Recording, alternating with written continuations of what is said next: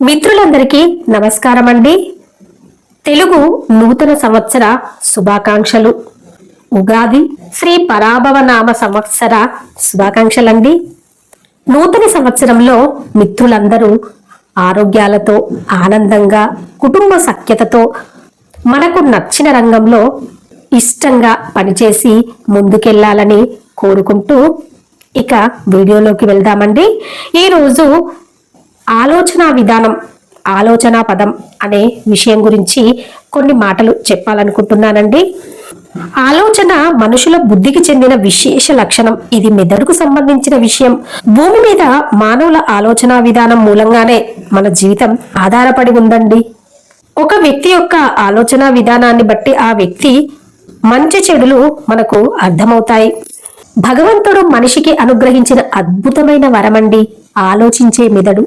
అందులో మెదిలే భావాలే మనిషి జీవిత పదాన్ని నిర్దేశిస్తాయండి. సజ్జనుల ఆలోచనలు లోక కళ్యాణానికి కారణమైతే దుర్జనుల ఆలోచనలు వినాశనానికి దారి చూపిస్తాయి. మనిషి తనలోకి తాను చూసుకోవడమే ఆలోచన. బాహ్యంలో చూడలేని దాన్ని కూడా ఆలోచనలో మనిషి తెలుసుకోగలుగుతాడు.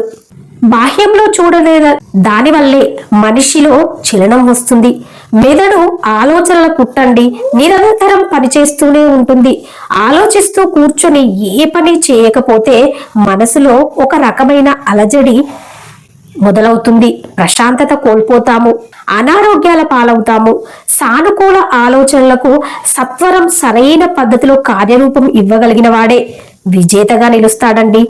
దారి తెన్నులేని ఆలోచనలను భగవంతుని వైపు మళ్లించినప్పుడు ఆ పరమాత్మ కూడా మనకు పరమ మిత్రుడవుతాడండి. మనస్సును సత్కర్మల వైపు ప్రేరేపిస్తాడు. ఒక మనిషి యొక్క ఆలోచన విధానం ఎలా ఉందో ఈ వ్యక్తి ద్వారా తెలుసుకుందామండి. ఒకనొక ఊరిలో ఒక ధనికుడు ఉన్నాడు. అతనికి అన్ని రకాల సౌకర్యాలున్నాయి. తన మేడలో ఖరీదైన సోఫా మీద కూర్చొని ఏసీ నుండి వస్తున్న చల్లదనాన్ని ఆస్వాదిస్తున్నాడు. ఆ సమయంలో అతనికి వచ్చిన ఆలోచన ఏంటంటే, తను చనిపోతే ఆస్తి ఏమవుతుందో అన్న భయం పట్టింది. ఎంతో కష్టపడి సంపాదించుకున్న ఈ సౌకర్యాలన్నీ దూరమైపోతాయి అనే ఆలోచన రాగానే తనలో భయం పుట్టింది. అనుభవిస్తున్న ఆనందమంతా ఆవిరైపోయి ఏసీలో చల్లని వాతావరణంలో చెమటలు పట్టేశాయండి.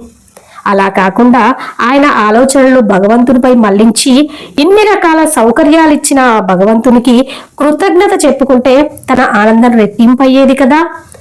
ఆనందాన్ని అనుభవిస్తూ కూడా అది శాశ్వతం కాదేమేమో అని దుఃఖించే వాళ్ళు కూడా ఉంటారు. ఇదే మనిషి నైజం.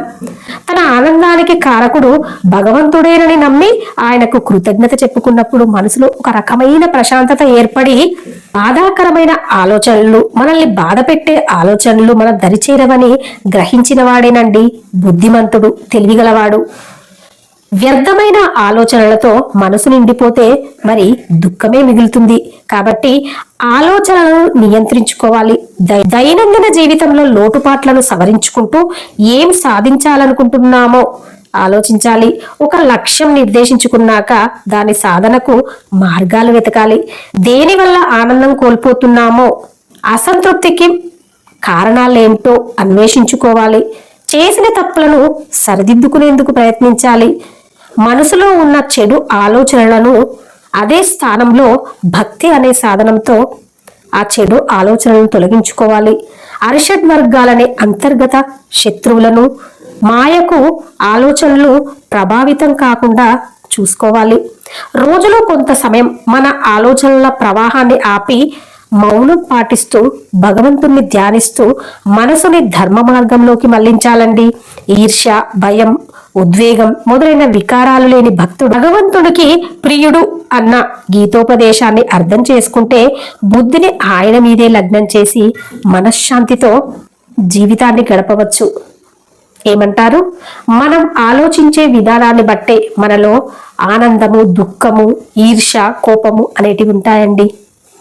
కాబట్టి మనం ఆలోచించే విధానాన్ని సరి అయిన పద్ధతిలో పెట్టుకుంటే మనము ఆనందంగా ఉంటాము, మన చుట్టూ ఉండే వాళ్ళని కూడా ఆనందంతో ఉంచగలుగుతామండి. ఏమంటారు?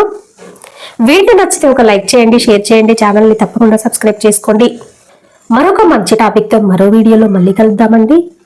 సర్వే జన సుఖినో భవంతు, లోకా సమస్త సుఖినో భవంతు.